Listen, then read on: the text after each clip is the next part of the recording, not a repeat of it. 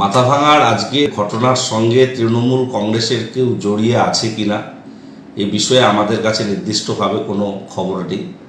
তবে আমরাও শুনতে পেরেছি যে একটা গণ্ডগোল হয়েছে, যারা আজকে প্রতিবাদ কর্মসূচিতে অংশগ্রহণ করেছে বা যারা পেন্টিং করছিল, স্ট্রিট পেন্টিং, তাদের পেন্টিং মুছে দেওয়ার ঘটনা ঘটেছে বলে আমরাও খবর পেয়েছি। কিন্তু কারা এই ধরনের ঘটনা ঘটালো কিংবা এ ধরনের বিষয়ের সঙ্গে জড়িয়ে পড়লো আমরাও খোঁজ নিচ্ছি। তবে এটুকু বলতে পারি, আমাদের দল এই সমস্ত বিষয়কে কখনোই অনুমোদন করে না। কারণ প্রতিবাদ যারা করছে, যারা জুনিয়র ডাক্তাররা প্রতিবাদ করছে, যারা শিল্পী সমাজ বা নাগরিক সমাজ প্রতিবাদ করছে, সেই প্রতিবাদের যৌক্তিকতা আছে। আমরাও মনে করি আর.জি. কর কাণ্ডের দোষীদের চরম সাজা হওয়া দরকার। ইতিমধ্যে পশ্চিমবঙ্গ বিধানসভায় অপরাজিতা বিল এসেছে, যেটি ধর্ষণ বিরোধী একটি কঠোর বিল।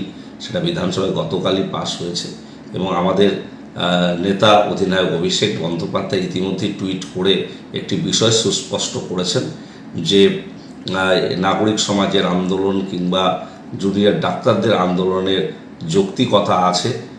তারা যে আন্দোলন করছে এটা যুক্তিসঙ্গত। স্বাভাবিকভাবে এই আন্দোলনের প্রতি কেউ যদি আক্রমণ করে থাকে, কেউ যদি স্ট্রিট পেন্টিং মুছে দেয়, এটা অত্যন্ত নিন্দনীয় এবং একটা লজ্জাজনক বিষয়। আমাদের দলের কেউ জড়িয়ে আছে কি না আমাদের কাছে নির্দিষ্টভাবে খবর নেই। যদি দলের কেউ জড়িয়ে থাকে নিশ্চিতভাবে দল ব্যবস্থা গ্রহণ করবে।